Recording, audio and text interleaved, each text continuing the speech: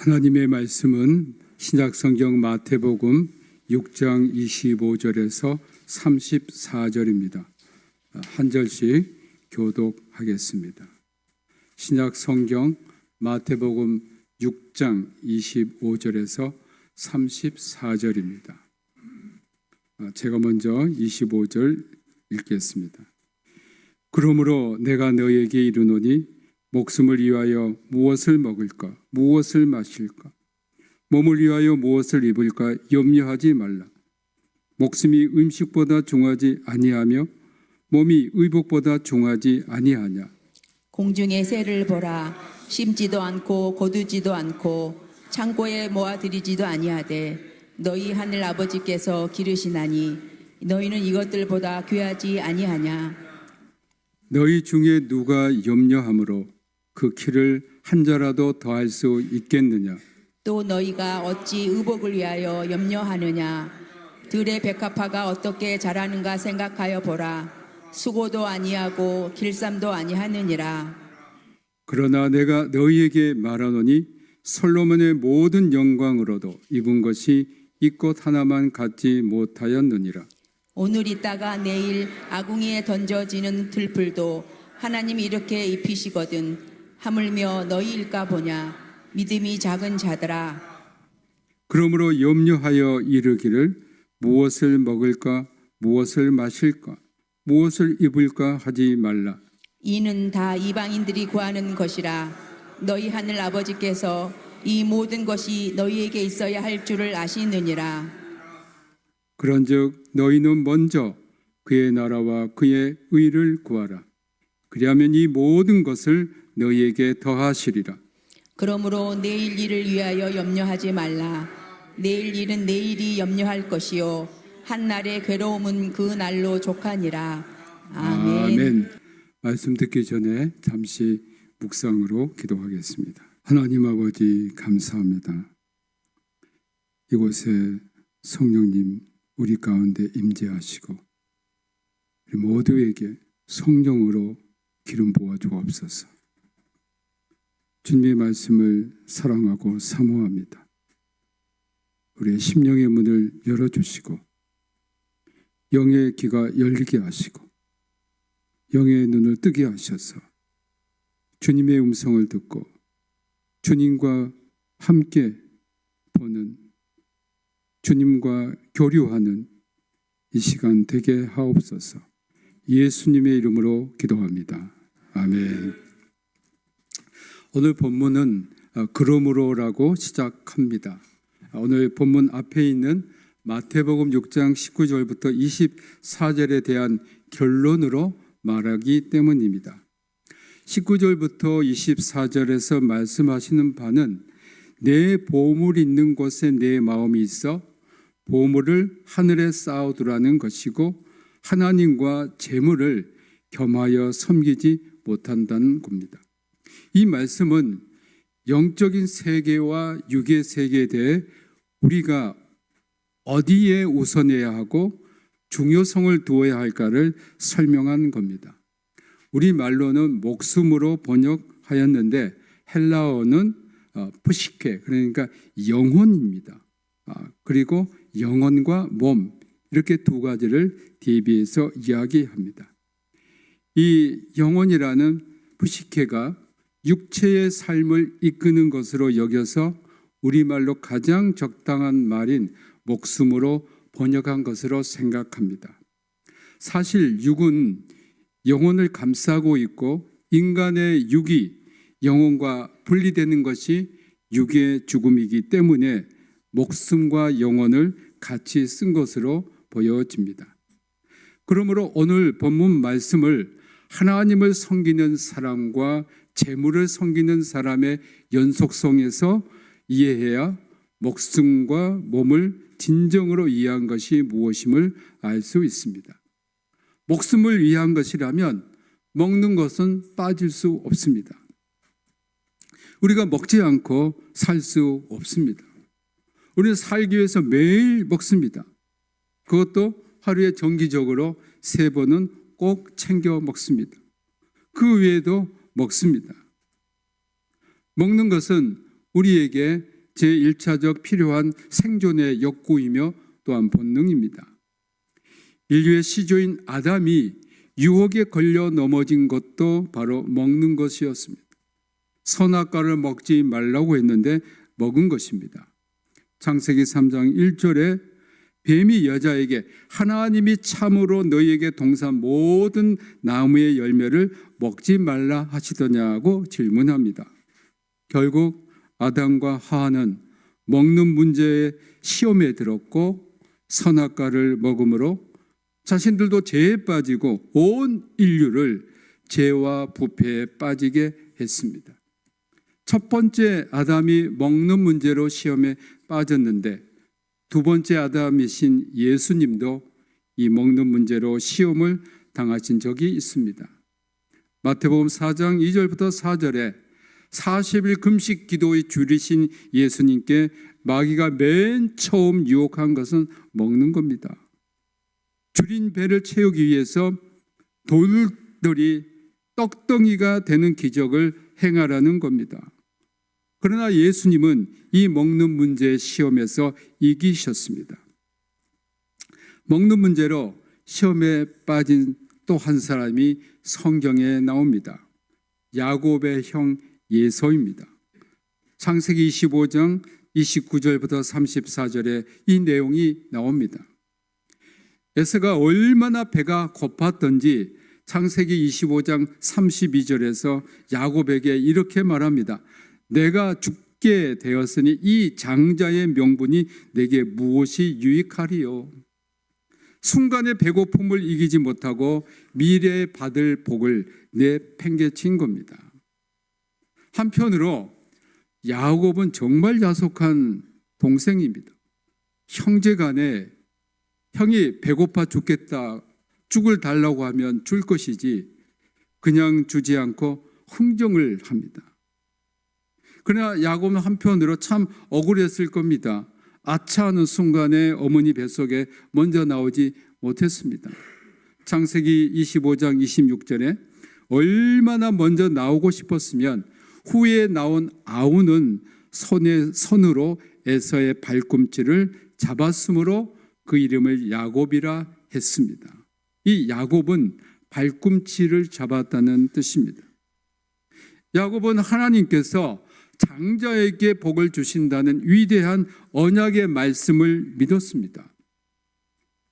사랑하는 성도 여러분, 말씀을 믿는 것과 믿지 않는 것은 아무것도 아닌 것 같지만 엄청난 차이가 있습니다.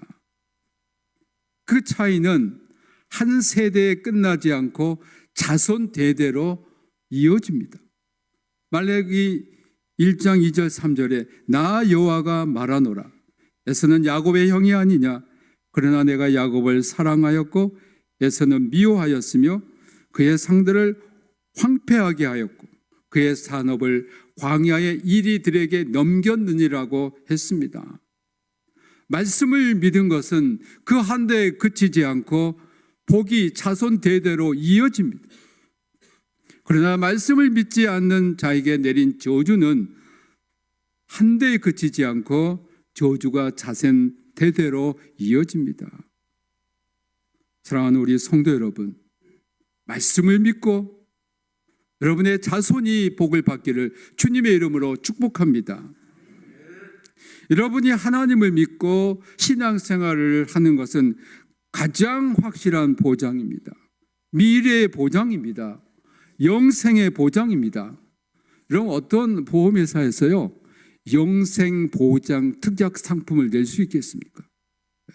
오직 하나님을 믿고 예수 그리스도 십자가의 복음을 믿는 것이 가장 확실한 복의 보장이요, 미래의 보장이요, 영생의 보장이요, 자손들이 복을 받는 보장인 줄 믿습니다. 그러므로 자녀들에게 물질의 유산을 남기려고 하지 마시고 믿음의 유산, 사랑의 유산, 예수 그리스도를 유산으로 남기시길 주님의 이름으로 축복합니다. 야곱은 어떻게 해서든지 장자 명분을 갖고 싶었는데 기회가 드디어 온 겁니다. 그러나 에서는 달랐습니다. 장차 나타날 약속에 대한 성취보다는 눈앞의 일에 정신이 팔렸습니다. 그는 야곱의 흥정에서 좀 더 깊이 생각해야 했는데 지금 너무 배가 고프니까 내일의 복을 무시하고 귀하게 여기지 않았습니다. 사랑하는 성도 여러분, 우리는 먹는 일 때문에, 현실의 배고픔 때문에 우리의 양심과 신앙을 귀하게 여기지 않고 버리는 일은 없었습니까? 눈앞의 이익이나 혹은 어려움과 환난 때문에 하나님의 이 언약의 말씀, 약속의 말씀을 쉽게 내던지지는 않았습니까? 몸을 위해서 중요한 것은 입는 일입니다. 옷이 없다면 우리는 추위의 고통을 느끼게 되고 또 얼어서 죽을 수 있습니다. 헐벗은 사람에게는 몸을 위해서 정말 옷이 필요합니다. 헐벗지 않은 사람에게도 옷은 필요합니다. 요즘은 아무 곳이라도 입는 시대가 아니어서 자기 취향과 멋에 맞게 골라서 입는 시대가 되었습니다. 사람들이 배를 채우면 이제는 몸 밖에 관심을 돌리고 몸을 옷으로 채우고 싶어 합니다. 옛날에는 옷이 그 사람의 사회적 신분과 지위를 나타냈습니다. 왕이 입는 옷이 따로 있고 귀족들이 입는 옷이 있었고 평민들이 입는 옷이 있었습니다. 성경은 이 옷 때문에 패망한 한 사람을 말합니다. 열왕기하 5장 21절부터 27절에 보면 엘리사의 사한 게하시의 이야기가 나옵니다. 나병에 걸린 아람 군대 장관 나아만이 자기 병이 완치됨을 알고 엘리사에게 감사 예물을 드렸지만 엘리사는 극구 사양합니다. 그런데 게하시에게 탐욕이 생겼습니다. 이스라엘에서 보지 못하고 구하지 못한 좋은 옷을 갖고 싶었습니다. 그래서 그는 옷 2벌과 은 2달란트를 나아만에게서 받아서 감춰두었습니다. 그는 아무도 모를 거라고 생각했습니다. 게하시는 하나님을 섬긴 것 같았지만 사실 그는 재물을 섬기는 사람이었습니다. 하나님과 엘리사는 게하시의 행위를 알고 계셨고 그는 결국 나병에 걸렸습니다. 옷에 너무 우리의 마음을 빼앗겨서는 안 됩니다. 옷 때문에 염려하지 마십시오. 목숨을 위해서 또 하나의 것이 우리에게는 필요합니다. 그것을 집이라고 생각합니다. 쉴 곳, 편히 생활할 곳, 잠자야 할 곳이 우리 목숨을 위해 정말 필요합니다.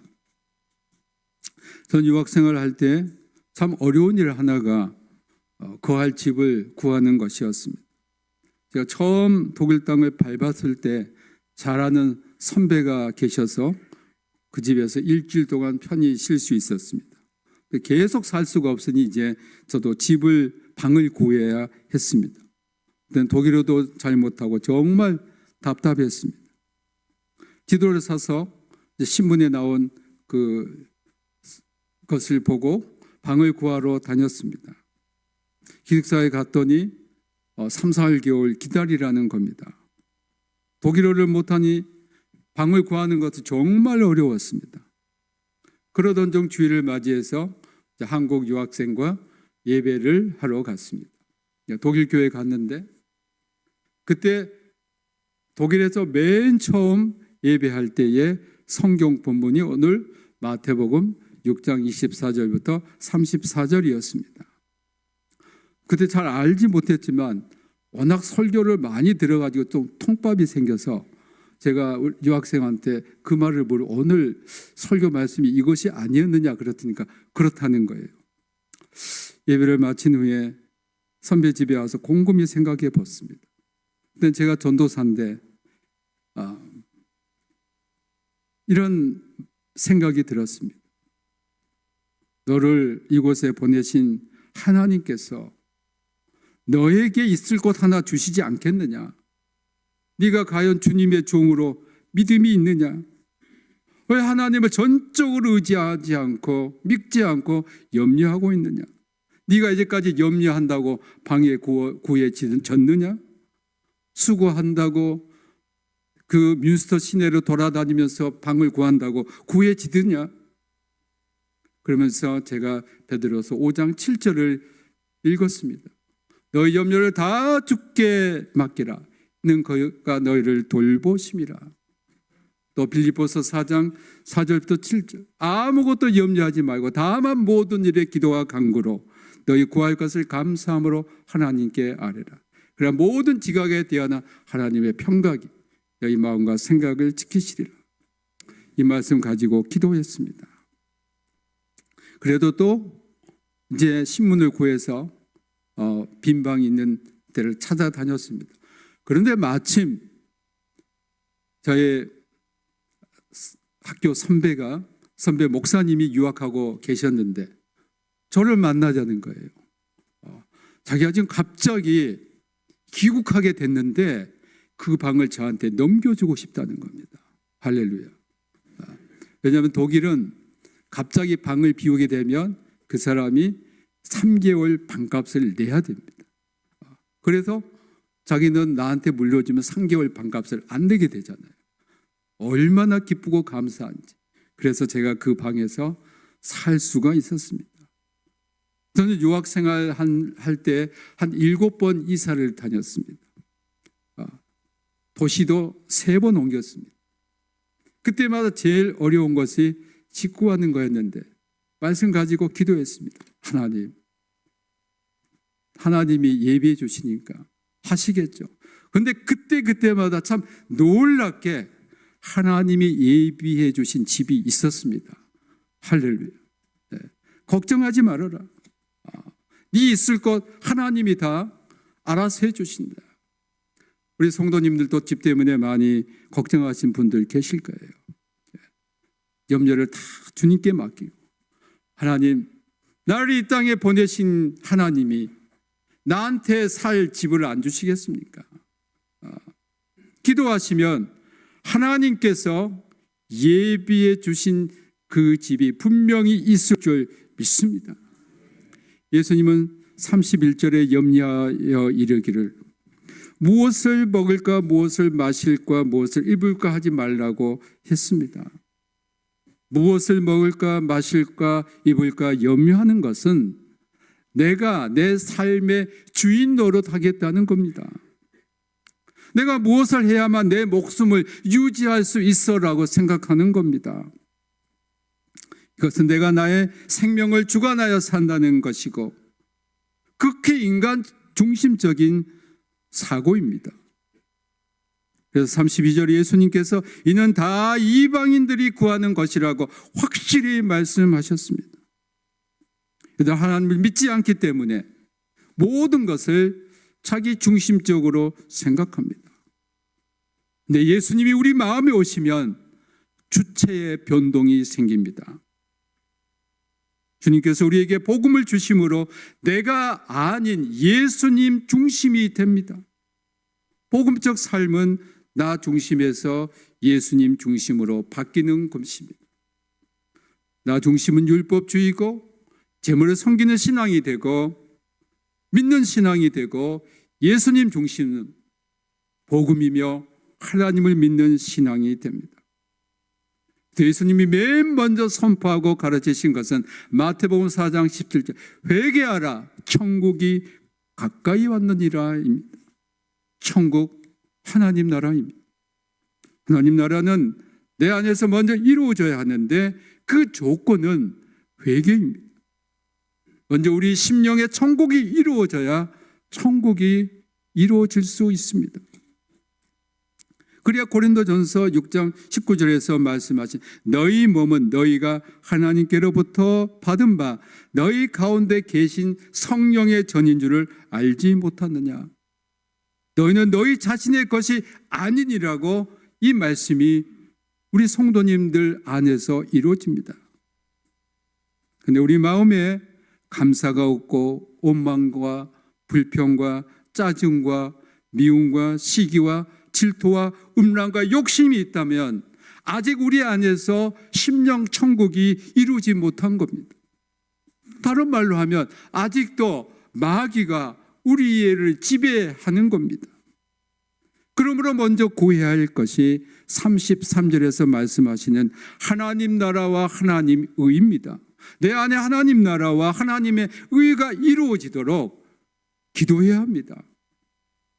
그래서 주기도문 마태복음 6장 10절에서 주님께서 하나님 나라가 임하시오며라고 우리에게 기도를 가르쳐 주신 겁니다.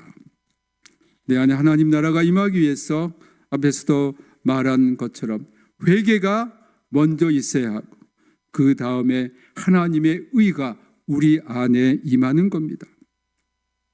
그 의는 믿음으로 우리가 의로운 사람이 되는 겁니다. 율법적인 사람은 모든 것을 자신이 해야 하고 그렇지 않은 사람을 쉽게 정죄합니다.